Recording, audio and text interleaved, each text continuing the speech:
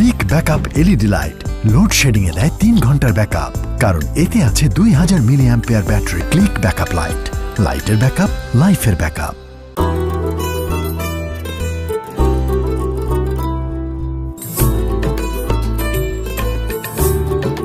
মহসিন, তুমি আমাকে বলছিলা তোমার আম্মা দেখতে অনেক লম্বা ছিলেন, পাত্রী যেন লম্বা হয়।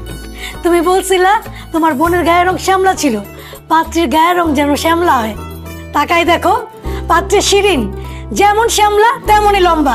এখন বলো, তোমার কি পাত্রী শিরিনকে পছন্দ হয়েছে? জি, পছন্দ হয়েছে। আলহামদুলিল্লাহ।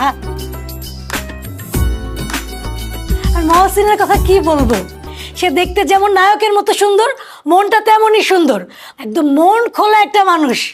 বোন শিরিন, তোমার কি মহসিনকে পছন্দ হয়েছে? জি, পছন্দ হয়েছে। মাশাআল্লাহ, যেহেতু ছেলে মেয়ে দুইজনকে পছন্দ করছে, তাইলে আর দেরি না করে বিয়ের তারিখটা ঠিক করে ফেলেন। বিয়ের তারিখ ঠিক করার আগে দেনা পাওনার হিসাবটা ঠিক করে নিলে ভালো হতো না? আচ্ছা ঠিক আছে, বলো তোমাকে কি কি দিতে হবে, কি কি নিবা তুমি? আমাকে কিছুই দিতে হবে না, বরং আমি আপনাদেরকে দিব। বলেন আপনারা কি চান? তুমি আমাদেরকে দিবা মানে কি দিবা? এই বিয়েতে শিরিনের শাড়ি, গয়না, কসমেটিক্স সহ যা লাগে সব আমি কিনে দিব। বিয়ের অনুষ্ঠান করতে যত টাকা খরচ হবে সব টাকা দিব আমি। আর আপনাদের মেহমানদারি করতে, অনুষ্ঠান করে লোকজন খাওয়াতে যত টাকা খরচ হয় সব টাকা দিব আমি। মোট কথা, আপনাদের মেয়ের বিয়েতে আপনারা একটা টাকাও খরচ করতে পারবেন না, সব টাকা দিব আমি। এটা তুমি কি বলছো মহসিন? আমার মেয়ের বিয়েতে টাকা খরচ করার দায়িত্ব তো আমার, তুমি কেন টাকা খরচ করতে যাবা? না, মেয়ের বিয়েতে টাকা খরচ করা একজন বাবার দায়িত্ব না। দেখেন, আপনারা আপনাদের মেয়েকে জন্ম দিচ্ছেন, তাকে বড় করছেন, লালন পালন করছেন, লেখাপড়া শিখাইছেন, অসুস্থ হলে ডাক্তারের কাছে নিয়ে গেছেন। এই জন্য আপনাদের অনেক টাকা খরচ হয়েছে, অনেক কষ্ট করতে হয়েছে। এখন তাকে আমার কাছে বিয়ে দিবেন, আর আমার বাড়িতে গিয়ে সে কি করবে? আমার সেবা যত্ন করবে, আমাকে রান্না করে খাওয়াবে, আমার ঘর বাড়ি সব ঠিক রাখবে, আমার বাচ্চা কাচ্চার মা হবে, তাদেরকে লালন পালন করবে, তাদেরকে বড় করবে। মোট কথা, বিয়ের পর শিরিন যা যা করবে সব আমার জন্য করবে। আমি আমার দরকারে শিরিনকে বিয়ে করছি, আর যেহেতু আমার দরকারে আমি শিরিনকে বিয়ে করছি, সেহেতু আপনি কেন বিয়ের খরচ দিবেন? আপনি আপনার মেয়েকে কষ্ট করে লালন পালন করে বড় করছেন, আর যেহেতু তাকে বিয়ে করে আমার বাড়িতে নিয়ে যাব, আমার দায়িত্ব শুরু, তাই বিয়ের খরচটা আমিই দেব। আরেকটা কথা, এই বিয়েতে আপনারা কোনো আত্মীয় স্বজন দাওয়াত করতে পারবেন না। এই বিয়ের একমাত্র গেস্ট হবে সব এতিমরা। বাবা, উনি কি বলতেছে? আমার ফ্রেন্ড সার্কেল, আত্মীয় স্বজন অনেকেই তো আছে, তাদেরকে দাওয়াত না দিয়ে এতিমদেরকে দাওয়াত দেবো কেন? দেখো শিরিন, তুমি যদি তোমাদের ফ্রেন্ড সার্কেল বা আত্মীয় স্বজনকে দাওয়াত দাও, তারা আসবে এখানে পেট ভরে খেতে আর বিয়েতে দোষ ধরতে। তাছাড়া তোমাদের আত্মীয় স্বজন যারা আছে তারা তো এমনিতেই ভালো ভালো খায়, আর যারা এতিম তারা 3 বেলা পেট ভরে খেতেই পারে না, ভালো ভালো খাওয়ার কথা তো তারা চিন্তাই করতে পারে না। আর সেই জন্য এতিমদের যদি আমরা দাওয়াত করি, তারা আমাদের বিয়েতে এসে পেট ভরে খাবে আর আমাদের জন্য মন ভরে দোয়া করবে। এই জন্য শুধু আমাদের বিয়ে না, আমি মনে করি সব বিয়ের প্রধান গেস্ট হওয়া উচিত এতিমরা। যাই হোক, এই বিয়ের সব খরচ দিব আমি, আর এই বিয়ের একমাত্র গেস্ট হবে এতিমরা। যদি এই 2টা শর্ত আপনারা মেনে নিতে পারেন, তাহলে আমি এই বিয়েতে রাজি।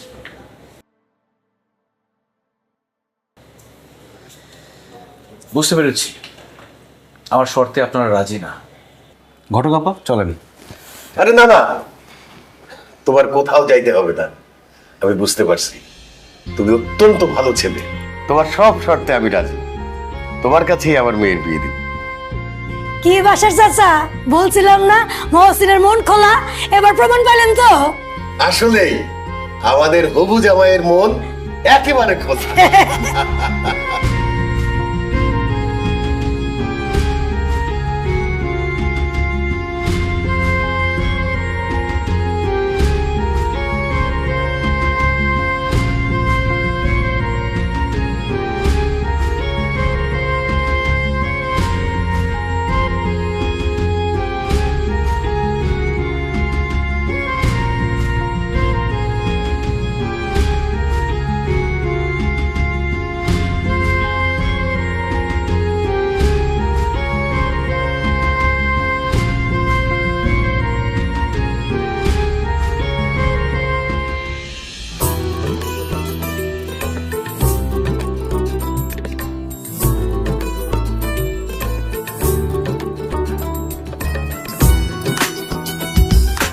খবরদার, তুমি আমাকে টাচ করবে না।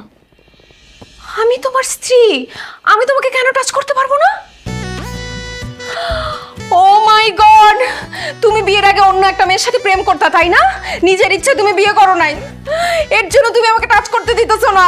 হায় আল্লাহ, আমি শেষ, আমার জীবন শেষ। এই বাসর রাত নিয়ে আমি কত স্বপ্ন দেখছি, আমার সব স্বপ্ন ভেঙে খান খান হয়ে গেল। 24 বছর ধরে বাসর ঘর করার জন্য অপেক্ষা করতেছি, শুনছি অপেক্ষার ফল নাকি মিষ্টি হয়, কিন্তু আমার অপেক্ষার ফল এরকম তিতা হইলো কেন? এই বলো, বিয়ের আগে তুমি কোন মেয়ের সাথে প্রেম করছো, কেন প্রেম করছো? আর বিয়ের আগে তুমি যে প্রেম করছো আমাকে বলো নাই কেন? এই চুপ করো তো শিরিন, বিয়ের আগে কারোর সাথে প্রেম করা তো দূরের কথা, আমি কোনো মেয়ের সাথে ভালোভাবে কথাই বলি নাই। কি বললা? তুমি বিয়ের আগে কোনো মেয়ের সাথে প্রেম করো নাই? তাহলে আমাকে কেন বলতেছো আমি টাচ করতে পারবো না তোমাকে? কারণ এখনো তোমাকে আমি কাবিনের টাকা বুঝাই দিই নাই। তোমার আমার বিয়েতে কাবিন ধরা হয়েছে 10 লাখ টাকা। এই 10 লাখ টাকা নগদ উসুল তোমাকে আমি বুঝাই দিব, তারপর তুমি আমাকে টাচ করতে পারবা, তার আগে না। আরে কি বলতেছো তুমি? কাবিনের 10 লক্ষ টাকা তুমি কবে দিবা? সেটার জন্য কি আমরা বাসর ঘর না করে বসে থাকবো নাকি? আমার কাবিনের টাকা লাগবে না, আসি তো বাসরের কার্যক্রম শুরু করি। না শিরিন, তোমার কাবিনের টাকা না লাগতে পারে, কিন্তু তোমাকে কাবিনের টাকা বুঝাই দেওয়া আমার দায়িত্ব। কাবিনের টাকা তোমার হক, আর তোমার হক তোমাকে বুঝাই না দেওয়া পর্যন্ত আমাকে স্পর্শ করতে দিব না। আল্লাহ না করুক, কাবিনের টাকা তোমাকে বুঝাই না দিয়ে যদি তোমাকে আমি স্পর্শ করি আর কালকে সকালবেলা আমি মারা যাই, তাহলে তো আমি মরার পরেও দাবির নিচে থাকবো। না না, এটা আমি পারবো না। একটু অপেক্ষা করো, কাবিনের টাকা আসতেছে। কাবিনের টাকা আসলে তোমাকে আমি কাবিনের টাকা বুঝাই দিব, তারপর আমরা বাসর করবো। 24টা বছর ধরে তো অপেক্ষাই করতেছি, আয় আল্লাহ জানে আমার বাসর করতে আরো কতক্ষণ অপেক্ষা করতে হয়।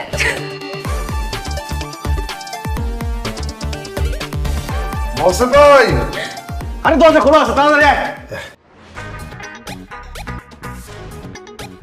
এতক্ষণ লাগে তোদের আসতে? আরে মহসিন ভাই, আপনি বললেন না মালা বানাইতে, ওই মালা বানাইতে গিয়ে তো দেরি হয়ে গেল। আচ্ছা ঠিক আছে, এখন মালা কই, তাড়াতাড়ি দে। মালাটা বেশ সুন্দর হয় না রে? যাই হোক, এই যে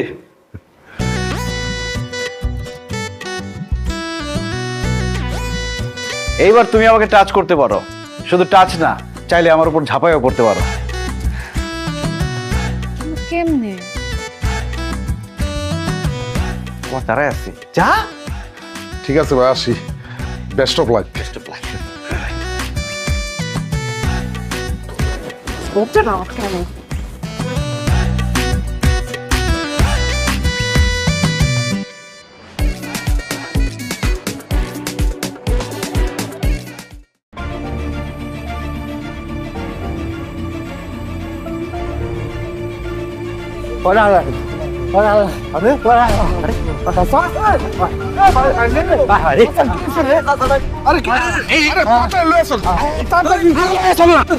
নাহলে কিন্তু বিপদ হয়ে যেতে পারে।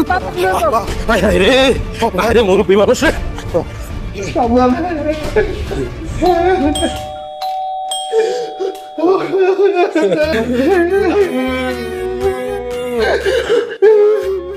আরে আপনারা থামেন, এরকম কাঁদতেছেন কেন? আপনারা খারাপ। ভাবি, আমরা এই এলাকারই ছেলে। আমাদের বিল্লাল চাচা রাস্তা দিয়ে হাঁটার সময় হঠাৎ করে মাথা ঘুরে অজ্ঞান হয়ে পড়ছে, এই কারণে এখানে নিয়ে আসছি। আশ্চর্য, একটা লোক মাথা ঘুরে পড়ে অজ্ঞান হয়ে গেছে, তাকে নিয়ে আপনারা এইখানে নিয়ে আসছেন কেন? তাকে হাসপাতালে নিয়ে যাবেন, এটা কি হাসপাতাল নাকি? ভাবি, আমরা জানি এটা হাসপাতাল না, এটা মহসিন ভাইয়ের বাসা। বিল্লাল চাচা ডাইনামে আমার সামনে পিছনে আপন বলতে কেউ নাই। এই বিল্লাল চাচা যখন কোনো সমস্যা করতো, আপদ বিপদ হইতো, তখন মহসিন ভাই তার বাসায় এসে দাঁড়াইতো। এখন এই বিল্লাল চাচারে যে হসপিটালে নিয়ে যাবো, চিকিৎসা বাবদ যে টাকা পয়সা লাগবো, এটা মহসিন ভাই স্যার আর কেউ দিব না। এই কারণে মহসিন ভাইয়ের বাসায় নিয়ে আসছি। ও ভাবি, মহসিন ভাই কই? মহসিন ভাই কই? আপনি একটু মহসিন ভাইকে ডাক দেন। ও মহসিন ভাই, মহসিন ভাই, মহসিন ভাই, মহসিন ভাই। এই সেলিম, কি হয়েছে? কি রে, বিলাল চাচার কি হয়েছে? মহসিন ভাই, সর্বনাশ হয়ে গেছে। বিল্লাল চাচা অজ্ঞান হয়ে পড়ছে, তার অবস্থা বেশি ভালো না। কি? বিলাল চাচা ওখানে কি হয়েছে? বিলাল চাচা, আরে আমার বিলাল চাচা কি হয়েছে? আল্লাহ! এদিকে আসো, কি হয়েছে কি? তুমি এইভাবে কান্নাকাটি করতেছো, মনে হচ্ছে সে তোমার বাপ লাগে। আরে সে আমার বাবা না লাগলেও আমার বাবার মতো। আমাকে যেখানে দেখতো সেখানেই বলতো, মহসিন বাবা কেমন আছো? সেলিম তোরা দাঁড়ায় আছিস কেন? বিলাল চাচাকে নিয়ে হাসপাতালে যা। ভাই চাচারে যে হাসপাতাল লইয়া যাবো, আমার কাছে তো কোনো টাকা পয়সা নাই। হায় হায়, আমার কাছে তো ক্যাশ টাকা নাই। কি? আচ্ছা ঠিক আছে, এই আংটিটা নিয়ে যা। আংটিটা বিক্রি করে বিলাল চাচার চিকিৎসা কর। এই কি করতেছো তুমি? আংটি দিচ্ছ কেন? তুমি কি ভুলে গেছো এটা আমাদের বিয়ের আংটি? ভুলে যাবো কেন? আমি জানি এটা আমাদের বিয়ের আংটি। আমার বাবা তোমাকে বিয়েতে এটা উপহার দিছে, এটা আমাদের বিয়ের স্মৃতি। আরে রাখো স্মৃতি। আংটি গেলে আংটি পাবো, বিল্লাল চাচার জীবন চলে গেলে আমরা কি বিল্লাল চাচাকে জীবনে পাবো? বিল্লাল চাচার জীবন বাঁচাইতে আমি শুধু আংটি কেন, আমার নিজের জীবন পর্যন্ত দিতে পারি। খবরদার মহসিন, আমি তোমাকে সাফ সাফ বলে দিচ্ছি, আমার বাবা তোমাকে যে আংটি দিছে তুমি এই আংটি তাদেরকে দিতে পারবে না, এভাবে দান করতে পারবে না। দরকার হলে ব্যাংক থেকে টাকা উঠে দাও, তাও এই স্বর্ণ দিতে পারবে না। সেদিন আজকে যে শুক্রবার, তুমি ভুলে গেছো ব্যাংক বন্ধ। তার মধ্যে বুথ এত দূরে, আমি যদি টাকা তুলতে যাই বুথে আমার চাচা মারাই যাবে। সেলিম তুই আর দেরি করিস না, আংটিটা নিয়ে হসপিটালে যা, আমি বুথ থেকে টাকা তুলে নিয়ে আসতেছি। তাদের যা। আল্লাহ আল্লাহ আল্লাহ, আমার বিল্লাল চাচাকে আল্লাহ বাঁচাও, আল্লাহ। এই, তুমি আমাদের বিয়ের আংটিটা দিয়ে দিলা?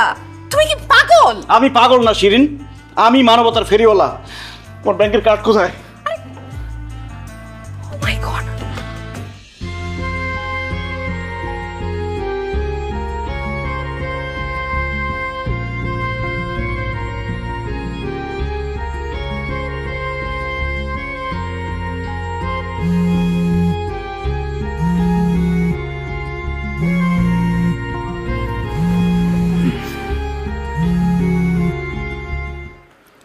হ্যালো সেলিম, বিল্লাল চাচার কি অবস্থা? মহসিন ভাই, বিল্লাল চাচার অবস্থা ভালো না। ডাক্তার বলতেছে রক্ত লাগবে। আরে বেটা, রক্ত লাগলে কোনো সমস্যা নাই, যত ব্যাগ রক্ত লাগে আমি দিব, তারপরে বিল্লাল চাচাকে বাঁচাইতে হবে। আমি জানতাম মহসিন ভাই আপনি রক্ত দিবেন, এই কারণেই তো এত রাতের বেলা আপনারে কল দিচ্ছি। আচ্ছা ভাইজান, আপনার কি রক্তের গ্রুপ এ পজিটিভ? না, আমার রক্তের গ্রুপ তো এ পজিটিভ না, আমার রক্তের গ্রুপ বি পজিটিভ। হায় হায় রে, তাহলে তো ভাই আপনি রক্ত দিতে পারবেন না। বিল্লাল চাচার রক্তের গ্রুপ তো এ পজিটিভ, এ পজিটিভ রক্ত লাগবো। এটা তো একটা সমস্যা হয়ে গেল। আচ্ছা তুই ফোন রাখ, আমি দেখি ম্যানেজ করতে পারি কিনা। ঠিক আছে ভাই, আপনি একটু দেখেন, রক্ত ম্যানেজ হলে আমার একটু জানায়েন। শিরিন, এই শিরিন, এই তোমার রক্তের গ্রুপ কি? হ্যাঁ, রক্তের গ্রুপ কি তোমার? তুমি এইভাবে টাকা টাকা করতেছো কেন? আরে রক্তের গ্রুপ কি সেটা বলো। এখন মাত্র ভোর রাত, এত আগে আমাকে উঠাইছো কেন? সকালবেলা জিজ্ঞেস করতে রক্তের গ্রুপ কি? আরে বাবারে, সকালবেলা জানা গেলে তো হইতোই, এখন রক্ত লাগবে জন্য এখন জিজ্ঞেস করতেছি। তোমার রক্তের গ্রুপ কি সেটা বলো। আমার রক্তের গ্রুপ এ পজিটিভ হয়েছে, এখন ঘুমাইতে দাও। কি বললা? এ পজিটিভ? শুকুর আলহামদুলিল্লাহ, তাড়াতাড়ি উঠো, চলো হসপিটালে চলো, রক্ত দিতে হবে। হাসপাতালে যাবো মানে? এই ভোর রাত্রে আমি হাসপাতালে যাবো কেন? আরে আজকে বিল্লাল চাচারে হসপিটালে নিয়ে গেল না, ডাক্তার বলছে বিল্লাল চাচারে বাঁচাইতে হলে এ পজিটিভ রক্ত লাগবে। তোমার রক্তের গ্রুপ যেহেতু এ পজিটিভ, তুমি রক্ত দিয়ে বিল্লাল চাচাকে বাঁচাবা, চলো। ও লাগো, এসব কি বলো? না না না, আমি রক্ত দিতে পারবো না। কেন? আমি রক্ত দিলে আমার শরীর থেকে রক্ত কমে যাবে না, তারপর আমি দুর্বল হয়ে যাবো, আমি অসুস্থ হয়ে যাবো। আরে তুমি দুর্বল হবা না, একজন সুস্থ স্বাভাবিক মানুষ বছরে 3 বার রক্ত দিতে পারে, আর তার জীবদ্দশায় কমপক্ষে 120 বার রক্ত দিলে তার কোনো সমস্যা হয় না। তুমি তো সারা জীবনে একবার রক্ত দাও নেই, তোমার রক্ত দিলে কিছুই হবে না। আর তাছাড়া রক্ত দান করার 48 ঘন্টার মধ্যে দেহে রক্তের পরিমাণ স্বাভাবিক হয়ে যায়। নিয়মিত রক্তদান করলে হৃদরোগের ঝুঁকি কমে। তুমি যত কিছুই বুঝাও, আমাকে বললে কিচ্ছু হবে না, কারণ আমি রক্ত দিব না, আমার ভয় লাগে। শিরিন, ভয়কে জয় করো, একজন মুমূর্ষু রোগীকে বাঁচাইতে হবে। আরে আমাকে দিয়ে হবে না, তুমি কেন বুঝতেছো না? আমি ইনজেকশন দেখলে ভয় পাই। ইনজেকশন আমার হাতের ভিতরে ঢুকায় রক্ত নিবে, ও মা গো, আমার শুনলেই কেমন ভয় লাগতেছে। না না, আমি পারবো না, তুমি আমাকে জোটাজুটি করো না প্লিজ। শিরিন, ইনজেকশনকে ভয় পাওয়ার কি আছে? তোমার কাছে মনে হবে একটা ছোট্ট পিঁপড়া তোমাকে কামড় দিয়েছে, কিচ্ছু হবে না। এইসব মূলা ঝুলায় কোনো লাভ হবে না। আমি ইনজেকশনের আগে দিছি, আমি জানি ইনজেকশনে কি ব্যথা লাগে। আমি কোনো রক্ত দিতে পারবো না, তুমি অন্য কারো ম্যানেজ করো। আর এই ভোর রাতে আমি এ পজিটিভ রক্তের গ্রুপ ওলা কাকে ম্যানেজ করব? বুঝছি, এমনি কাজ হবে না তো। আপসে কাজ না হলে জোর করে তোমার নিব আমি। আসো আসো আসো, রক্ত তোমাকে দিতেই হবে।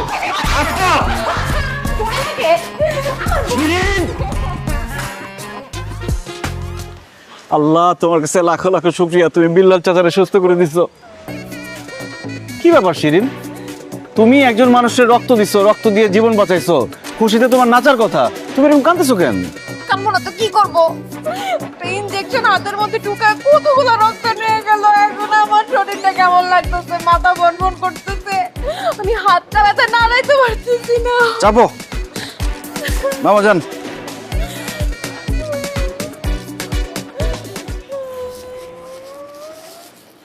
উফ, কান্নাকাটি বন্ধ করো তো। মানুষের উপকার করার জন্য নিজের বউরে এত বড় ব্যথা তুমি দিতে পারলা? হ্যাঁ পারলাম। তোমার ব্যথায় একজন মানুষের জীবন বেঁচে গেছে, এটা ভালো না? একটা কথা মাথায় রাখবা, এই ব্যথা থেকে জীবন অনেক বড়। তুমি একজন মানুষের জীবন বাঁচাইছো, এটা ভেবে বুক ভরে নিঃশ্বাস নাও। কারণ মানুষ মানুষের জন্য, জীবন জীবনের জন্য।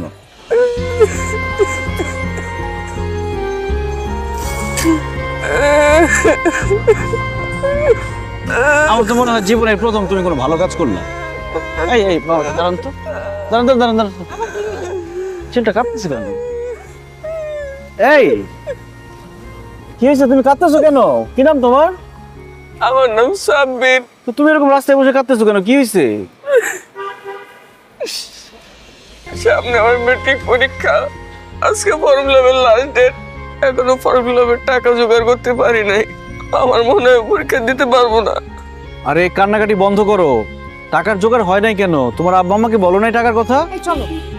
আমার বাবা নাই, মা আছে। মানুষের বাসায় বাসায় কাজ করে, যে বাসায় কাজ করে সে বাসায় এখনো বেতন দেয় নাই। সে কারণে আমার মা আমারে ফর্ম ফিলাপের টাকা দিতে পারে নাই। আমার মনে হয় আমি ফর্ম ফিলাপ করতে পারবো না।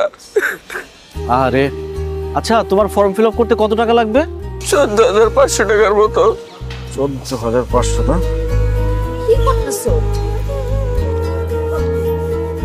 আমার কাছে তো 5,000 টাকার বেশি নাই। শিরিন, তোমার কাছে না টাকা আছে? ব্যাগে দেখলাম 10,000 টাকা দাও তো। এক্সকিউজ মি, আমি অনলাইনে শাড়ি অর্ডার করছি, আজকে ডেলিভারি হবে। 10,000 টাকা আমি আলাদা করে শাড়ির জন্য রাখছি, তোমার আমি এই টাকা দিব কেন? আরে শোনো নাই, সাব্বির টাকার জন্য ফর্ম ফিল আপ করতে পারতেছে না। তোমার টাকাটা দাও, ওকে দিয়ে দিও, ফর্ম ফিল আপ করুক। আমি কেন ওকে টাকা দিব? ও কি আমার ভাই লাগে নাকি আত্মীয় স্বজন লাগে? তুমি এদেরকে চিনো? এরা রাস্তাঘাটে এসে এইসব নাটক করে, এগুলা স্ক্যাম। আমি এদের খুব ভালো মতো চিনি, তুমি চিনো না? এই খবরদার, একদম ফালতু কথা বলবা না। সাব্বিরকে দেখে কি মনে হয় যে ও নাটক করতেছে? ওর চোখের পানি দেখলে কি মনে হয় যে ও নাটক করতেছে? ছেলেটা সারা জীবন কত কষ্ট করে লেখাপড়া করছে, মেট্রিক পরীক্ষা দিবে, সুন্দর ভবিষ্যৎ গড়বে, কত স্বপ্ন দেখছে। আর এখন যদি সামান্য কিছু টাকার জন্য ম্যাট্রিক পরীক্ষা দিতে না পারে, ওর মনটা ভেঙে যাবে না? ও পড়াশোনা ছেড়ে দিবে, ওর ভবিষ্যৎটা নষ্ট হয়ে যাবে। সামান্য কিছু টাকার জন্য একটা ছেলের শখ, আশা, ভবিষ্যৎ এগুলো আমি নষ্ট হতে দিব না। তুমি অনলাইনে ড্রেস অর্ডার করছো, সেটা আজকে না কিনলে আরেকদিন কিনতে পারবা, কিন্তু আজকে যদি ফর্ম ফিল আপ না করতে পারে, ওর জীবন থেকে একটা বছর নষ্ট হয়ে যাবে। তুমি বুঝতে পারতেছো? প্লিজ তুমি আমাকে টাকাটা দাও, আমি সাব্বিরকে দিয়ে দিই। আমি বাসায় গিয়ে তোমাকে সব টাকা ফেরত দিয়ে দিব। থাক, তোমার আর কোনো টাকা ফেরত দিতে হবে না। আমার টাকার পিছনে পড়ছো না? নিজের জন্য কোনো কিছু রাখবে না, সবারই সব দিয়ে দিবা। না নাও, দাও, সবারই বিলায় দাও। হ্যাঁ সাব্বির, এখানে 15,000 টাকা আছে, আশা করি তোমার ফর্ম ফিল আপ হয়ে যাবে। আপনি অনেক ভালো উপকার করছেন।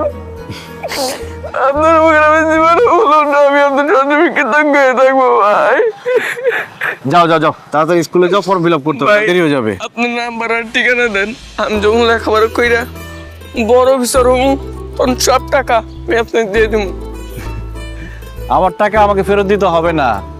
তুমি পরীক্ষা দাও, পরীক্ষা দিয়ে ভালো রেজাল্ট করবা, রেজাল্ট করার পরে সেই রেজাল্টের খবর নিয়ে আসবা, মিষ্টি নিয়ে আসবা সাথে। আমার নাম হচ্ছে মহসিন, এই এলাকায় থাকি, ঠিক আছে? ঠিক আছে ভাই। এখন তাড়াতাড়ি যাও, ফর্ম ফিল আপ করো, যাও।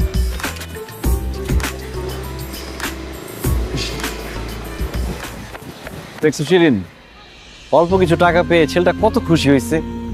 এই টাকা দিয়ে তুমি হয়তো শাড়ি কিনতা, শাড়িটা হয়তো পরতা বা পরতা না, তারপরে আলমারিতে ফেলে দিতা, কয়েকদিন পরে শাড়ির খোঁজও রাখতা না। আর এই টাকাটা পেয়ে ছেলেটার হয়তো জীবনটাই বদলে যাবে। টাকা পাওয়ার পরে ছেলেটার মুখে যে হাসি আর আনন্দ আমি দেখতে পাইলাম, কি যে শান্তি লাগতেছে, এই শান্তি কোটি টাকা দিয়ে তুমি কিনতে পারবে না। চলো বাসায় গিয়ে তোমার টাকা আমি দিয়ে দিচ্ছি, আসো। লাগবে না। ওঠো বাবা, চলেন।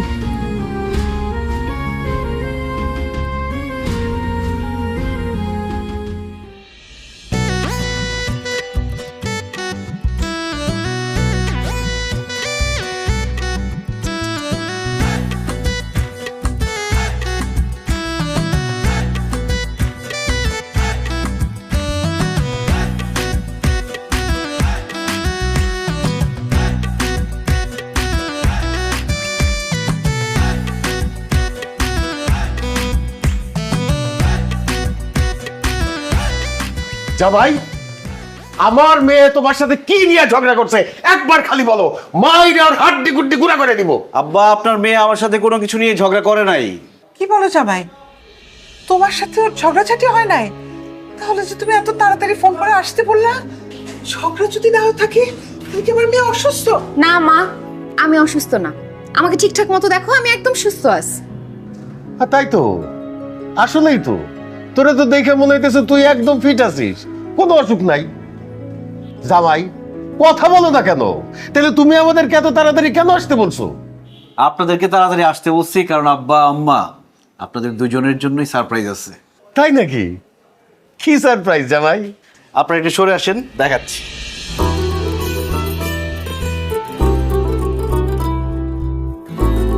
এই যে আব্বা, এই হলো আপনার সারপ্রাইজ মোটরসাইকেল। বাহ, খুবই ভালো লাগছে জামাই। এই বাইক তুমি চালাইলে তোমার একদম নায়কের মতো লাগবে। ধন্যবাদ আব্বা, কিন্তু এই বাইকটা আমি চালাবো না, চালাবেন আপনি। আমি চালাবো মানে? জি আব্বা, আপনি চালাবেন, কারণ এই বাইকটা আমি আপনার জন্য কিনছি। এই নেন চাবি। কি বলো জামাই, তুমি তোমার শ্বশুরকে বাইক দিতেছো? জি আম্মা জান, আপনার জন্য সারপ্রাইজ আছে। শিরিন, আমার গিফটটা নিয়ে আসো। বিয়ের সময় তো তাড়াহুড়ার মধ্যে আপনাদের কিছু দিতে পারি নাই, তাই আব্বার জন্য বাইক আর আপনার জন্য এই মোবাইলটা। এই যে মোবাইল।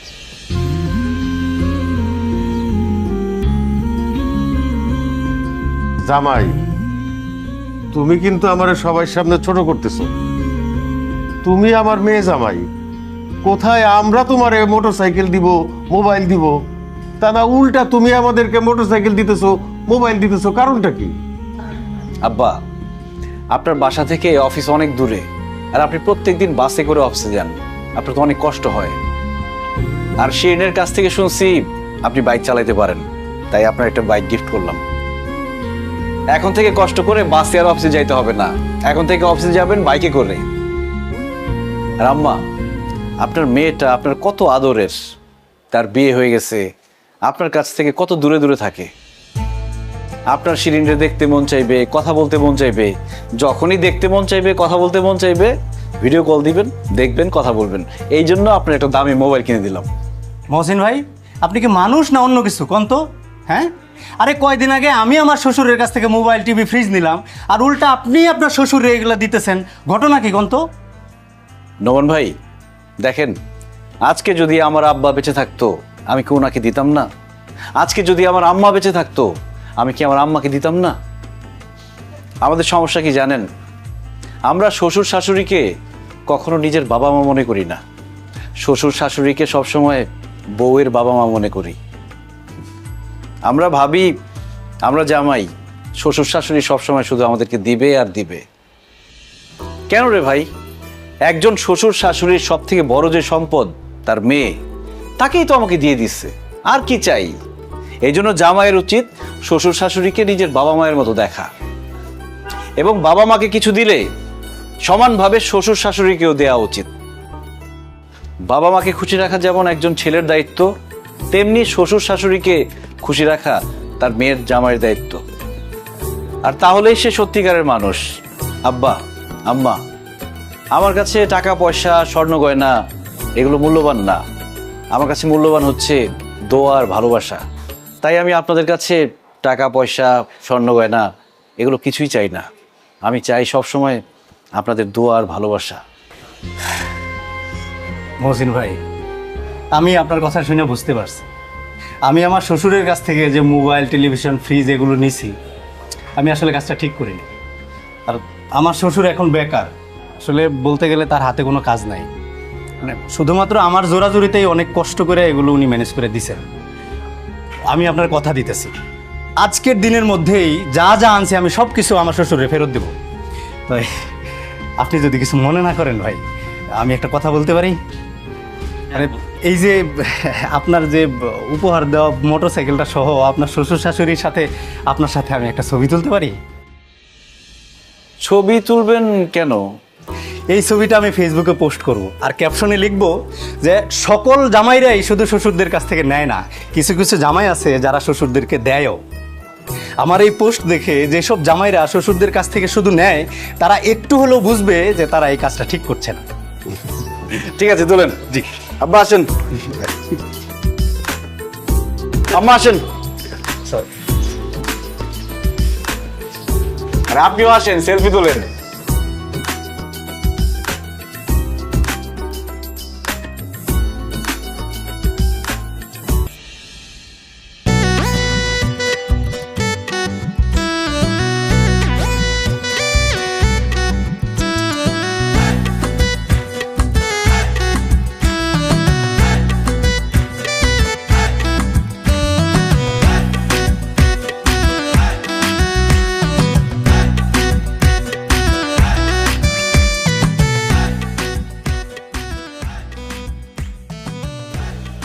কি গরু মাংস, মুরগি, মাছ, সবজি, পেঁয়াজ, কি রে এত কিছু কেন রান্না করতেছিস? কেন রান্না করব? তোমাদের জন্য রান্না করতেছি, তোমার জন্য আর বাবার জন্য। কি বলিস এসব? এত খাবার আমরা খেতে পারবো? তুই জানিস না তোর বাবা আর আমার দুজনেরই ডায়াবেটিস, এত কিছু খাওয়া তো নিষেধ। সে কথা আমিও তোমাদের জামাইকে বলছি, কিন্তু সে তো নাছোড়বান্দা। সে বলছে একদিন খেলে কিচ্ছু হবে না, তোমাদের জন্য মিষ্টি, পান, রসগোল্লা অনেক কিছু আনতেছে, এগুলো তোমাদের খাওয়াবে। জামাইটা খুবই ভালো, খোলা মনের মানুষ। এরকম মানুষ এই যুগে পাওয়া কঠিন, বুঝলি? হ্যাঁ হ্যাঁ, এরকম মানুষ আমার মনে হয় না এই দুনিয়ায় আরেকটা আছে। যেইভাবে সে মানুষের উপকার করা শুরু করছে, আমার তো মনে হয় বাড়ি ঘর সবকিছু মানুষের দিয়ে আমাদের বলবে চলো আমরা গাছতলায় গিয়ে থাকি। হ্যাঁ তুই চুপ কর তো, কি বলিস এসব? আমি তোকে হেল্প করি, দাঁড়া। না না না না না, প্রশ্নই ওঠে না, তুমি এগুলো কোনো কিছু ধরবা না। সে যদি এসে দেখে তুমি রান্না বান্না করতেছো, আমাকে হেল্প করতেছো, তাইলে আমাকে জানে মাইরা ফেলবে। সে স্ট্রিক্টলি বলে দিয়ে গেছে বাবা মা যে কদিন আমাদের বাড়িতে আছে সে কয়দিন তারা খাবে আর ঘুমাবে। জামাইটা যে কি বলে না, সারাদিন খেলে আর ঘুমালে তো অসুস্থ হয়ে যাব। মন খোলা জামাই দেখে বিয়ে দিছো না, এখন অসুস্থ হলে আমার কি? দেখো মা, আমাকে আমার কাজ করতে দাও। তুমি রান্নাঘরে আসছো এটা দেখলে আরেক বিপদ হবে, তুমি যাও তো এখান থেকে, যাও। ঠিক আছে, আমার হেল্প লাগলে বলিস।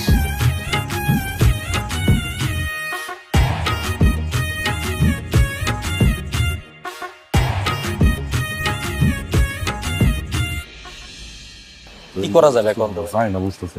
আরে আরে মহসিন ভাই, কেমন আছেন আপনি? আছি, আমি ভালো আছি। তোমরা কেমন আছো?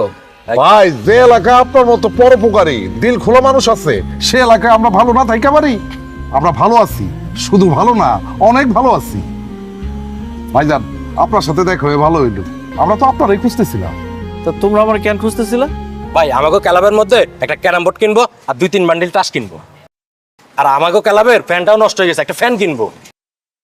ভাই, গরমের মধ্যে তো আর টাস আর ক্যারাম বোর্ড খেলা যায় না, তাই কইতাছি আপনি আমাকে কিছু টাকা ডোনেশন করেন। তো তোমরা ক্যারাম বোর্ড খেলবা, তাস খেলবা, ফ্যানের বাতাস খাবা, আমি কেন ডোনেশন দিব? ভাই, আপনি তো আমাকে মহল্লার মধ্যে সবার বিপদ আপদে আগায় আসেন, সবারই সাহায্য সহযোগিতা করেন, তাইলে আমাকে একটু ডোনেশন দিলে সমস্যা কি? এই তো, এটা ঠিক বলছো।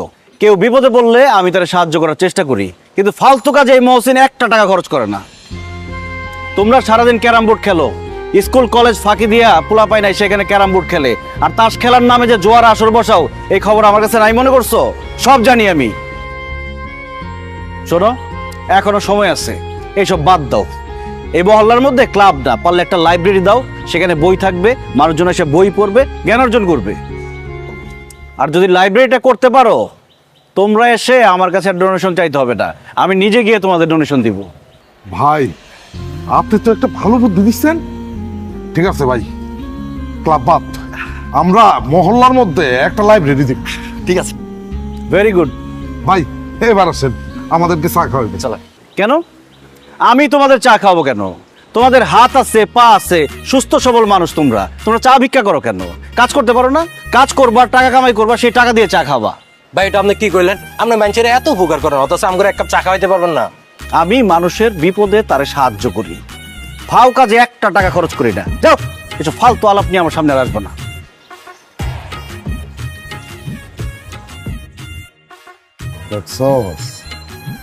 মহসিন ভাই হলো আসলে সলিড, বিপদে পড়লে মানুষের উপকার করে, কিন্তু ফালতু কাজে একটা টাকাও খরচ করে। আমরা তো ভাবতেছিলাম এমনিতে উনি 2 হাতে টাকা উঠায়, কিন্তু কাজে ছাড়া বেকাজে কোনো টাকা খরচ করে।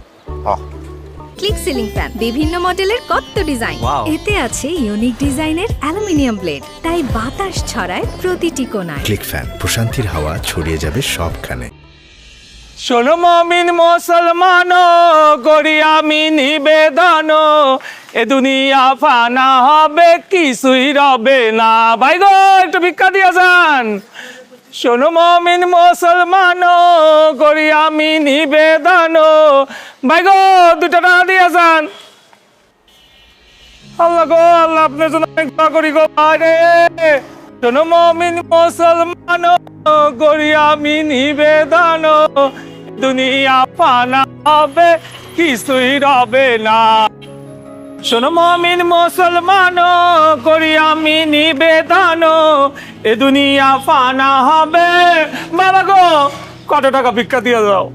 এই, আপনাকে দেখতে তো সুস্থ সবল মানুষ মনে হয়, কাজ করে খেতে পারেন না, ভিক্ষা করেন কেন আপনি? না রে বাবা, আমি সুস্থ না, আমার পায়ের মধ্যে পছন ধরছে, হাঁটতে পারি না, কোনো কাজকর্ম করতে পারি না, এই কারণে ভিক্ষা করে খাই বাবা। কি পায়ে পচন ধরছে?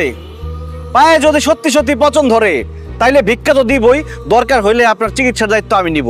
আর যদি পায়ে পচন না ধরে তাহলে এমন মার দিব, 2 পা ভাঙ্গে একদম হুইল চেয়ারে বসাই দিব মিথ্যা কথা বলার জন্য। দেখি দেখি কোথায় পচন ধরছে। বাবা বাবা দাঁড়া দাঁড়ো, দেখাইতেছি, তুমি তো বিশ্বাস করো না। এই যে দেখো বাবা, এই যে। আহারে কি অবস্থা, পায়ে তো সত্যি পচন ধরছে। আপনি এইভাবে যে রয়েছেন, চিকিৎসা করেন না কেন? আপনি কোনো চিন্তা করেন না, আপনার চিকিৎসার দায়িত্ব আমি নিলাম, আমি আপনার চিকিৎসা করাবো। আপনার কিছু টাকা দিয়েছি। থাক বাবা, ভিক্ষা দিতে হইব না। বাবা গো অনেক দিন ধরে না ভালো মন্দ কিছু খাই না, তুমি কি আমার একটু গরুর মাংস দিয়ে ভাত খাওয়াইতে পারবা হোটেল থেকে? আরে বাইরের হোটেল রেস্টুরেন্টের খাবারের মধ্যে দুনিয়ার ভেজাল, ওগুলা খাইলে দেখা গেল যে পেট ভরে খাইতে গিয়ে পেট খারাপ হইলো, পরে 2-3 দিন বিছানা থেকে উঠতে পারলেন না, কাজকর্ম বন্ধ, খাওয়া দাওয়া সব বন্ধ। হায় হায়, এটা কি কইতেছো বাবা? হোটেলের খাওয়ানো এত ভেজাল, তাইলে কি আমার এই গরুর মাংস দিয়ে ভাত খাওয়া হইব না? আরে কেন হবে না, অবশ্যই হবে। শোনেন, আমাদের বাসায় মেহমান আসছে, আমার শ্বশুর শাশুড়ি, আমার বউ আজকে অনেক ভালো মন্দ রান্না করছে, ভাত, পোলাও, বিরিয়ানি, গরুর মাংস, মুরগির মাংস, সব ধরনের খাবার রান্না করছে। আজকে দুপুরে আপনি আমার সাথে আমাদের বাসায় খাবেন। কি কও বাবা? আমি তোমার লগে তোমার বাড়িতে গিয়া দুপুরবেলা খাওন খামো? অবশ্যই আমার সাথে আমাদের বাসায় গিয়ে খাবেন, কারণ আজকে আপনি আমার মেহমান। চলেন আমার বাসায় চলেন। আল্লাহ তোমার বাঁচায় রাখুক বাবা, আমার মতো একটা ভিক্ষুক রে তুমি তোমার বাড়ির মেহমান কইতেছো, অথচ মানুষের কাছে ভিক্ষা চাইতে গেলে ভিক্ষা তো দেয় না, আত্মীয়টা দেয়, গালাগালি করে। বাবা গো আল্লাহ তোমার অনেক হায়াত দারাজ করুক, তুমি অনেক ভালো মানুষ, তুমি অনেক মন খোলা মানুষ। বাবা গো তুমি যদি কিছু মনে না করো, ওই আমার লগে আরো কতগুলি ভিক্ষুক আছে, তারাও না অনেক দিন ধরে ভালো মন্দ কিছু খায় না, ওদেরও ভালো মন্দ খাওয়ার অনেক স্বাদ। ওদের কি আমি একটু ফোন করে আইতে কমু? আরে সমস্যা নাই, আমার বউ কম রান্না করে নাই, বেশি করে রান্না করছে। আপনি ফোন দিয়ে সবাই আসতে বলেন, সবাই খায় যাক, অসুবিধা কি? আল্লাহ আল্লাহ তোমারে বাঁচায় রাখুক বাবা, তোমার মতো এরকম মন খোলা মানুষ চারিদিকে বড়াই দিক। তারা আমি ফোন করতেছি।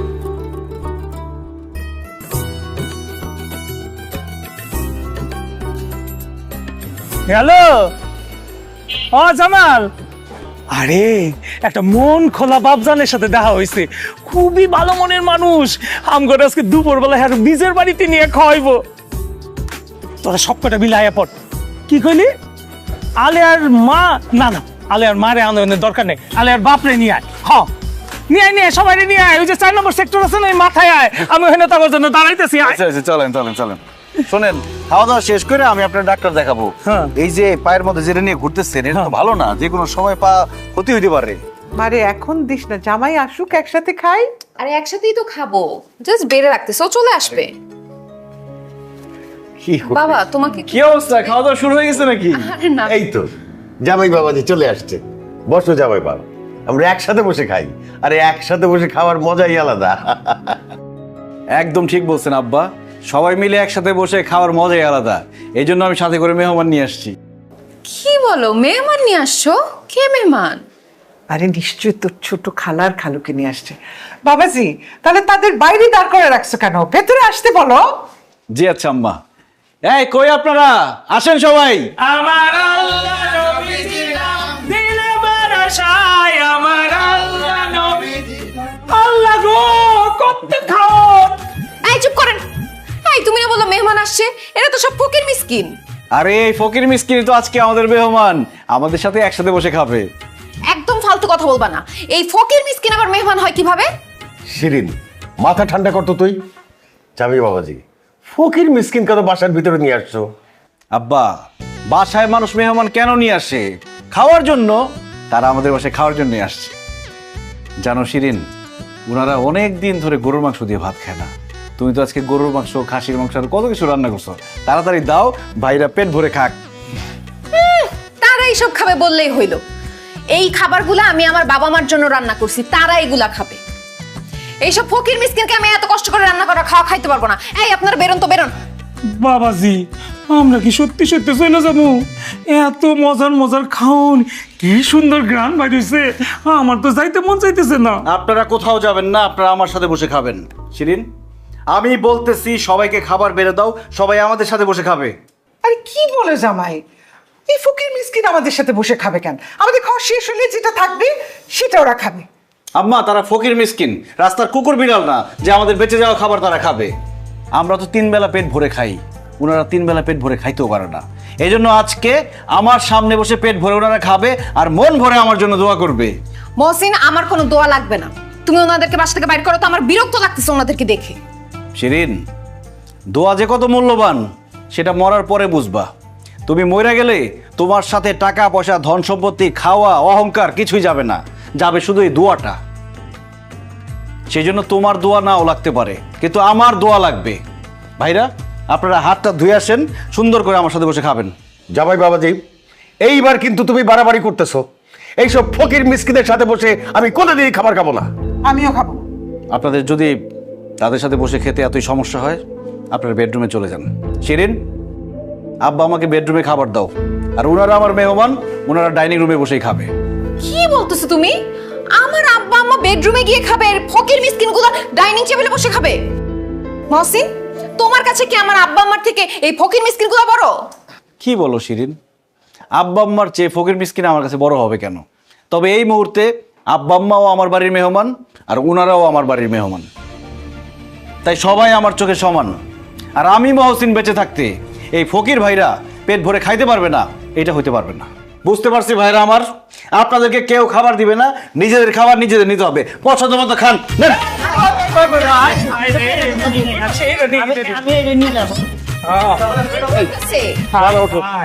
ওঠো ওঠো, এখানে থাকা যাবে না, চলো বাড়িতে চলো। চলো না, হ্যাঁ, সুন্দর করে খান, আস্তে আস্তে খান।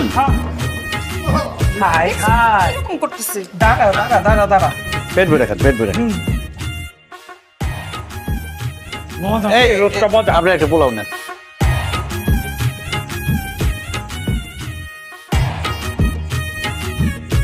এই ডিমটা সব আইটেমই মজা হয়েছে। আমার বউর হাতের রান্না খুবই মজা। বাবাজি, এত বড় রোস্ট কোনোদিন পাই নাই। পেট ভরে খান, পেট ভরে খান। গরুর মাংস কেন? তুমি না। আমার পরিবারের জন্য দোয়া করেন। খাবার নষ্ট করা যাবে না, খাবার পরে কিভাবে? আল্লাহ গো, বাবাজি অনেক দোয়া দোয়া করতে হবে। আল্লাহ কি খাওয়াটা দিচ্ছে আল্লাহ, বাবাজি যেন বেশি বেশি করে খাওয়াতে পারে।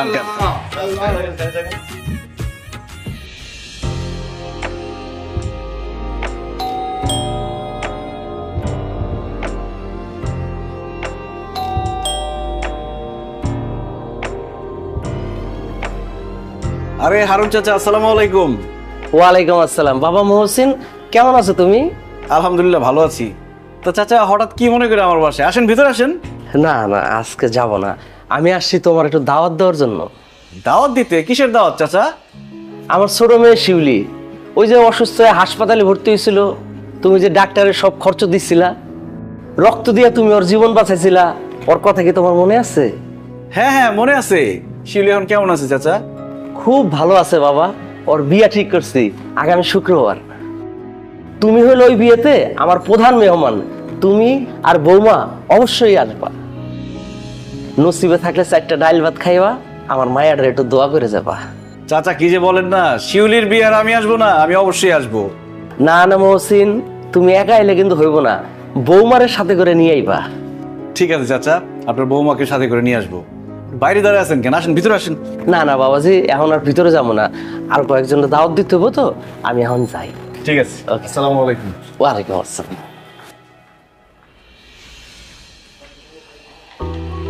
শোন, সবার একটু খোঁজ খবর রাখবি, কার কি লাগবে না লাগবে, খাওয়ান দাওয়ান সবকিছু ঠিকঠাক আছে কিনা একটু দেখে দেখে রাখিস আর কি। হ্যাঁ, ছবি টবি তুলো। আসসালামু আলাইকুম চাচা। ওয়ালাইকুম আসসালাম। মহসিন বাবা, তুমি আসছো? ও বৌমারা নিয়ে আসছো? ওয়ালাইকুম আসসালাম। আমি অনেক খুশি হয়েছি, তোমার জন্য অপেক্ষা করতেছিলাম। তাইলে আর দেরি করে লাভ কি? কাজী সাহেব, বিয়ের কাম শুরু। বসো বাবা, বসো বসো। কাজী সাহেব দাঁড়ান, বিয়ে হইব না। কেন বাবা, কি হয়েছে? কি হয়েছে আপনি জানেন না? বিয়া ঠিক করার সময় আপনার সাথে কি কথা হয়েছিল? কথা হয়েছিল মেয়ের হাত, কান, গলা, নাক সবকিছু স্বর্ণের আপনি দিবেন, আমার ছেলের স্বর্ণের আংটিও আপনি দিবেন। এখন তো দেখি মেয়ের হাত, কান, গলা সবকিছু খালি স্বর্ণের গয়নাগাটি কই? হ্যাঁ, কি হয়েছে? আপনি চুপ করে দাঁড়িয়ে রয়েছেন কেন? আপনি কি কোনো কিছু ম্যানেজ করতে পারেন নাই? হ্যাঁ, বিয়াইন, স্বর্ণ অলংকার কেনার জন্য টাকা জোগাড় করতে পারি নাই, তবে আমি আপনাকে কথা দিতেছি, বিয়ের 1 মাসের ভিতরে আপনাকে যা যা স্বর্ণ অলংকার দেওয়ার কথা ছিল আমি দিয়ে দেব। আপাতত বিয়েটা হয়ে যেতে দেন। এই সমস্ত কথা কয়ে এখন লাভ নেই, এই সমস্ত কথা চিরা ভিজবো না। আমি ভালো করে জানি কোনো মতো বিয়েটা হয়ে গেলে আপনি স্বর্ণ অলংকার তো দূরের কথা, একটা নতুন শাড়িও দিতে পারবেন না। শোনেন, আমি সাফ কইয়া দিতেছি, আমার মা যা যা কইছে এই স্বর্ণ অলংকার দিবেন, তারপরে বিয়ে হইব, নাইলে এই বিয়ে আমি করুম না। আচ্ছা ভাই, আপনি আমার একটা কথা বলেন তো, আপনি কি স্বর্ণ অলংকার বিয়ে করতে আসছেন নাকি শিউলিকে বিয়ে করতে আসছেন? কেন, শিউলিরে বিয়ে করতে আইছি? যেহেতু শিউলিকে বিয়ে করতে আসছেন, শিউলিকে বিয়ে করেন। হারুন চাচা তো বললো সে 1 মাসের মধ্যে সবকিছু ব্যবস্থা করার চেষ্টা করবে। উনি তো গরিব মানুষ, উনি যতটুকু পারছে, তার সামর্থ্যে যতটুকু কুলাইছে, সে তো সবকিছু আয়োজন করছে। এখন ভাই আর ঝামেলা করেন না, বিয়েটা পড়ায় ফেলেন। এই মেয়ে, আপনি মাঝখানে নাক গলাইতেছেন কেন? আমি কথা বলতেছি এখানে, আপনি নাক গলাইতেছেন কেন? হ্যাঁ, আমি আবারও কয়ে দিতেছি, স্বর্ণ অলংকার পাইলে আমি আমার ছেলের এখানে বিয়া করামু, নাইলে আমি বিয়া করামু না। দেখেন খালাম্মা, আপনি একজন মেয়ে মানুষ, একজন মেয়ে হয়ে আপনি কি পারবেন আরেকটা মেয়ের বিয়ে ভেঙে দিতে? যদি মেয়েটার বিয়ে ভেঙে যায়, মেয়েটার কি অবস্থা হবে আপনি বুঝতে পারছেন? তার বাবার কি অবস্থা হবে? সমাজে এই মেয়েটা কোনোদিন মাথা উঁচু করে বাঁচতে পারবে না, সবাই তাকে আজে বাজে কথা বলবে, তার বাবার মান সম্মান যাবে। আবার এমন হইতে পারে এই মেয়েটার কোনোদিন বিয়েই হবে না। একটা মেয়ে হয়ে আর একটা মেয়ের এত বড় সর্বনাশ করবেন না। স্বর্ণ অলংকার, গহনাগাটি সময় মতো সব পেয়ে যাবেন, আপাতত বিয়েটা সেরে ফেলেন। আরে বাপ রে বাপ, আমি তো দেখতেছি এই মায়ার বাপ আর মায়ার লেগা আপনার খুব মায়া, তাই না?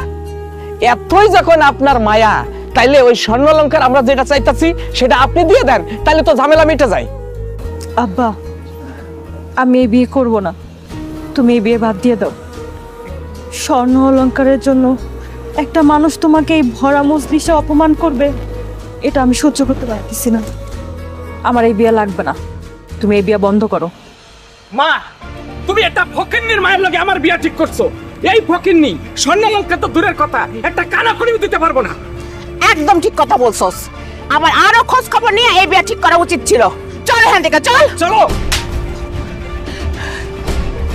সামান্য স্বর্ণের জন্য তুই বিয়ে ভেঙে চলে যাবি, একটা মেয়ের জীবন নষ্ট করবি? তুই তো মানুষ না, তুই একটা পশু। এই, তুই মারা গেলে স্বর্ণ গয়না কি তোর সাথে যাবে? এই স্বর্ণ গয়না নিয়ে কি তুই কবরে যাবি? আমি তোরে স্বর্ণ গয়না সব দিতেছি, তারপর তুই বিয়ে না করে এখান থেকে যেতে পারবি না।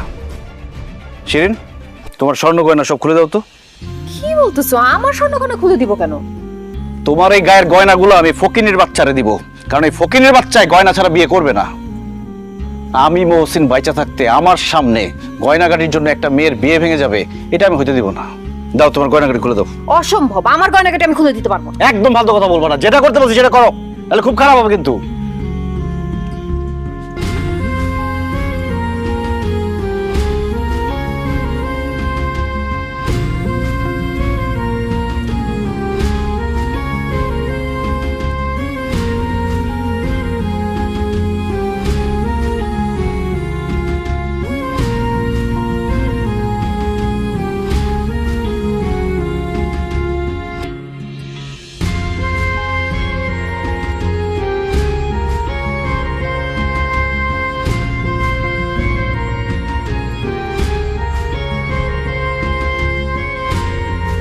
স্বর্ণ গয়না। এখন শিউলির বিয়ে করতে কোনো আপত্তি আছে? স্বর্ণ অলংকার যখন পাইছি তখন আর আমার এই বিয়াতে আপত্তি নাই, আমি রাজি। আমার ওই বিয়াতে আর কোনো আপত্তি নাই। একটা কথা মনে রাখিস, আমি মহসিন আমার বউয়ের গয়না খুলে আমি তোরে দিচ্ছি। বিয়ের পরে যদি শিউলি কোনো কমপ্লেন তার বাবার কাছে করে, তোর একদম জানে মেরে ফেলাম, আর তোর মারে কিন্তু আমি গাইরা ফেলাম একদম। কাজী সাহেব বিয়ে পড়ার। মহসিন বাবা, তোমার ঋণ আমি কিভাবে শোধ করবো বাবা? তুমি আজকে আমার মান সম্মান বাঁচাইল না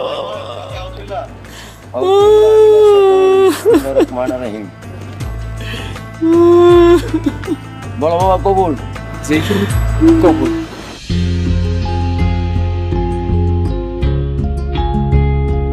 জামাই বাবাজি, তোমার আমি শেষবারের মতো জিজ্ঞেস করতেছি, তুমি কি এইসব পাগলামি বন্ধ করবা? কি পাগলামি করলাম যে পাগলামি বন্ধ করব? কি পাগলামি করছো তুমি জানো না? হ্যাঁ, মানুষের প্রতি তোমার এত দয়া কেন? তুমি তো পারলে তোমার বাড়ি ঘর সবকিছু মানুষকে দিয়ে দাও। তোমার বউ আবার মেয়ে, তার গায়ের থেকে গহনা খুলে তুমি আরেকজনকে দিয়ে দিছো। কিন্তু সুস্থ মানুষ এগুলো করতে পারে? আব্বা, গহনাগুলো না দিলে মেয়েটার বিয়ে ভেঙে যেত, মেয়েটার জীবনে একটা কলঙ্ক লাগতো, তার সারাটা জীবন নষ্ট হয়ে যেত।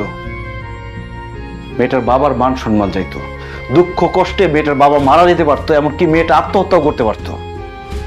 আমার কিছু গহনা দেওয়াতে মেয়েটার বিয়ে হয়েছে, মেয়েটার বাবার মান সম্মান বাড়ছে, মেয়েটা একটা সংসার পাইছে। আপনার তো আমাকে ধন্যবাদ দেওয়ার কথা, তা না বলে উল্টা আপনি বলতেছেন আমি পাগলামি করতেছি। অবশ্যই তুমি পাগলামি করতেছো, তুমি একটা আস্ত পাগল। কি বললো শিরিন? আমি পাগল? হ্যাঁ, অবশ্যই পাগল। কারণ তুমি পাগল না হইলে ঘরের মধ্যে ফকির মিসকিন ডাইকা নিয়ে আসতা না। তুমি যদি পাগল না হইতা তাহলে নিজের বউয়ের রক্ত আরেকজনকে দান করাইতা না। তুমি যদি পাগল না হইতা আমার গয়নাগাটি সবকিছু খুলে আরেকজনকে দিয়ে দিতা না। আমার প্রতি তোমার কোনো মায়া ভালোবাসা নাই, তোমার সব মায়া ভালোবাসা হচ্ছে বাইরের মানুষের প্রতি। অনেক হয়েছে, আর না। তোমার আমি সাফ সাফ আজকে বলে দিতেছি, আজকের পর থেকে তুমি পরিবারের মানুষ ছাড়া অন্য কারো প্রতি দয়া দেখাইতে পারবা না, অন্য কারো মানুষকে উপকার করতে পারবা না, অন্য কারো বিপদ আসলে ওখানে ছুটেও যাইতে পারবা না। নিজেকে নিয়ে থাকবা, নিজের বউ নিয়ে থাকবা, নিজের পরিবার নিয়ে থাকবা। আমার মেয়ে ঠিক কথাই বলছে। বিয়ে শাদির আগে যা করছো করছো, এখন বিয়ে করছো, তোমার বউ আছে, সংসার আছে, বউয়ের কথা ভাববা, সংসারের কথা ভাববা, অন্যের চিন্তা বাদ দাও। আমাকে মাফ করবেন আম্মা, মানুষের চিন্তা আমি বাদ দিতে পারবো না। আমি যতদিন বেঁচে আছি আমার সাধ্যমতো মানুষকে সাহায্য করবই, কারো বিপদ দেখলে আমি এগিয়ে যাবই। তাহলে তুমিও কান খুলে শুনে রাখো, আমি তোমার সাথে সংসার করব না। ঠিক আছে, তোমার যা খুশি তুমি তাই করো, কিন্তু মানুষের বিপদে এই মহসিন এগিয়ে যাবেই। ঠিক আছে, তাহলে তুমি মানুষকে নিয়েই থাকো। আমার মেয়েকে তোমার কি দরকার? আমার মেয়ে ঠিকই বলছে, তুমি আসলেই একটা পাগল, আর একটা পাগলের সাথে আমার মেয়ে সংসার করুক সেইটা আমি চাই না। তুমি এখন থেকে মানুষকে নিয়েই থাকো, তোমার বউয়ের দরকার নাই। আমি এই মুহূর্তে আমার মেয়েকে সাথে করে নিয়ে যাব। মাসিরিন, আয় চল আমাদের সাথে, আয়।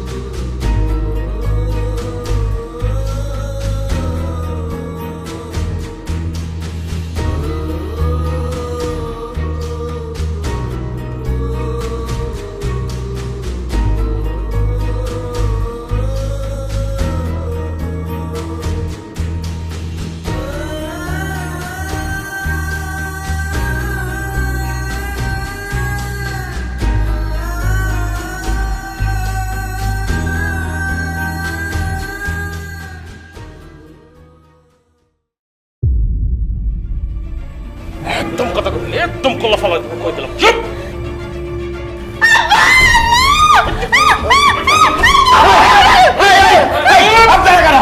আমার বাড়িতে কেন হচ্ছেন?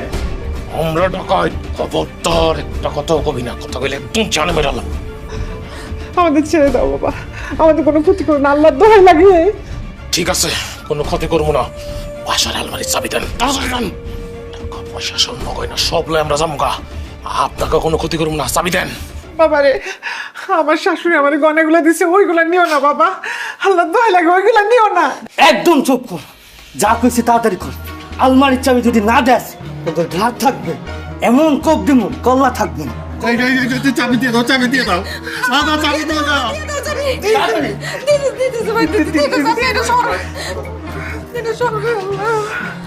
তুই সেটা যাই, তুই সেটা আলমারি চাবিটা লইলে আমি আসছি। চুপ।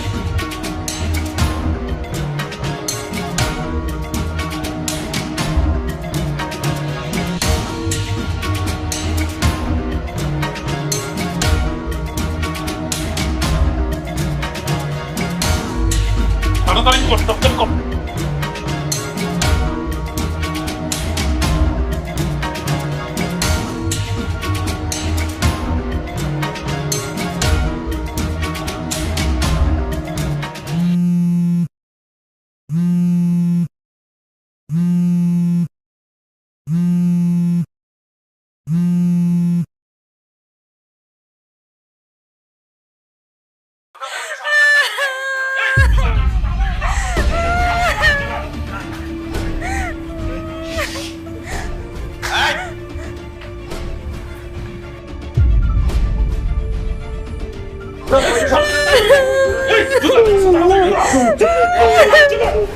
কোনো কান্নাকাটি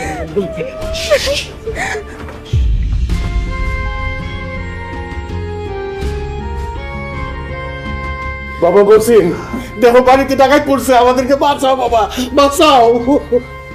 এই তুই একলাই সুযোগ বাঁচাইতে, তোরে বাঁচাইবো কেন? হ্যাঁ, আমি একলা আসি নাই। একলাই আসনি কাটি লিস।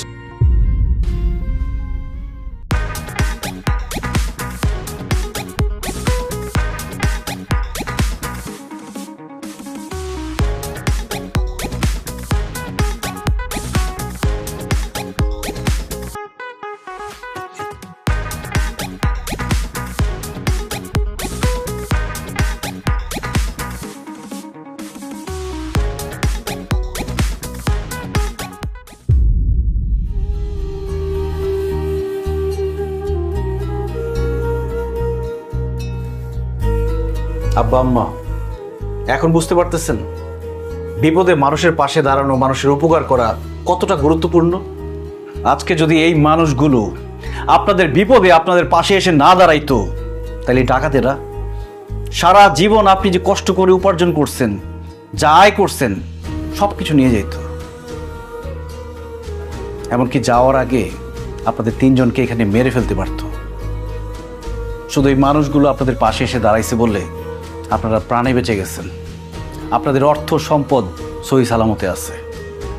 শিরিন, তুমি আমাকে বলছিলে আমি নাকি পাগল, এই জন্য আমি মানুষের বিপদে ঝাঁপায় পড়ি, তাদের উপকার করি। আমি পাগল না শিরিন, আমি সুস্থ স্বাভাবিক মানুষ। আমি কেন মানুষের উপকার করি জানো? আমার বাবা মা খুব গরিব ছিল, কোনোদিন আমাকে দুই বেলা পেট ভরে খাওয়াইতে পারে নাই। আমার একটা বোন ছিল, টাকার অভাবে ভালো পাত্রের কাছে আমার বোনের বিয়ে দিতে পারে নাই, এই জন্য একটা নেশাখোরের কাছে বিয়ে দিছিল। সে নেশাখোরটা টাকার জন্য আমার বোনকে অত্যাচার করতে করতে মেরে ফেলছে। আমার বড় বোন মারা যাওয়ার পর আমার বাবা মা যখন তার লাশটা দেখলো, তারপর আমার বাবা মা অসুস্থ হয়ে যায়। আমি তাদের কোনো চিকিৎসা করাইতে পারি নাই, খাবারের ব্যবস্থা করতে পারি নাই। টাকার অভাবে আমার চোখের সামনে আমার বাবা মা ধুকে ধুকে বিনা চিকিৎসায় মারা গেছে। সেদিন আমার বাবা মায়ের লাশের সামনে দাঁড়ায় আমি মনে মনে প্রতিজ্ঞা করি, আমার যদি কখনো টাকা হয়, আমার চোখের সামনে বিনা চিকিৎসায় আমি কাউকে মরে যেতে দিব না। কোনো মানুষকে আমি না খেয়ে থাকতে দিব না। কোনো বোনকে টাকার জন্য তার বিয়ে ভাঙতে দিব না। যেখানে যার বিপদ দেখব, সেখানে তার পাশে গিয়ে দাঁড়াবো। শিরিন, তুমি শুধু একা ভালো থাকলে চলবে না, তোমার আশেপাশের মানুষগুলো ভালো আছে কিনা সেটাও দেখতে হবে। তুমি শুধু একা পেট ভরে খেলে চলবে না, তোমার আশেপাশের মানুষগুলো দুমুঠো খেতে পারছে কিনা সেটাও দেখতে হবে। আমাদের সমাজের বড় লোকরা যদি গরিবদের পাশে গিয়ে দাঁড়াতো, তাদের দুমুঠো খাবারের ব্যবস্থা করে দিত, তাহলে এই সমাজে এই দেশের কোনো মানুষের দুঃখ কষ্ট থাকতো না, কোনো অভাব থাকতো না।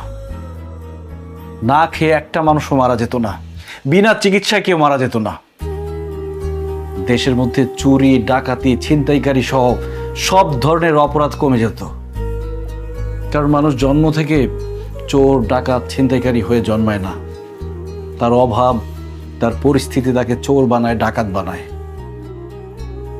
আব্বা, আজকে যে আপনার বাসায় ডাকাতি করতে আসছিল, আপনার কি মনে হয় তারা সবাই ডাকাত? তারা ডাকাত না, তারা অভাবী, তারা বেকার, তারা কোনো কাজকর্ম পায় না, তারা পেটের দায়ে ডাকাতি করতে আসছিল। তাদের সন্তানের মুখে 2 বেলা খাবার তুলে দেওয়ার জন্য ডাকাতি করতে আসছিল। অথচ যাদের টাকা আছে তারা যদি এই মানুষদের খোঁজ নিত, তাদের কাজের ব্যবস্থা করে দিত, এরা কিন্তু ডাকাতি করতে আসতো না। আব্বা, মানুষের উপকার করে যে শান্তি পাওয়া যায়, মানুষের বিপদে পাশে দাঁড়িয়ে যে শান্তি পাওয়া যায়, কোটি টাকা খরচ করেও সে শান্তি আপনি কখনোই পাবেন না। তাই আমি যতদিন বেঁচে আছি মানুষের বিপদে পাশে দাঁড়াবো, মানুষের উপকার করব। আর তাতে যদি তুমি আমার সংসার না করো, আমার কোনো দুঃখ নেই, কোনো আক্ষেপও নেই। আপনারা চলেন। দাঁড়াও, আমি আজকে বুঝতে পারতেছি তুমি কত বড় মনের একজন মানুষ। এরকম একটা মানুষকে আমি আমার জীবনে পেয়ে নিজেকে অনেক ধন্য মনে হচ্ছে। তোমার মতো স্বামী পাওয়া একজন নারীর জন্য অনেক গর্বের।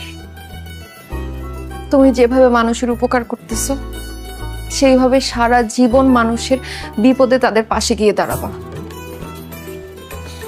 আমি তোমাকে আর বাধা দেব না। আর আমি তোমার পাশে আছি।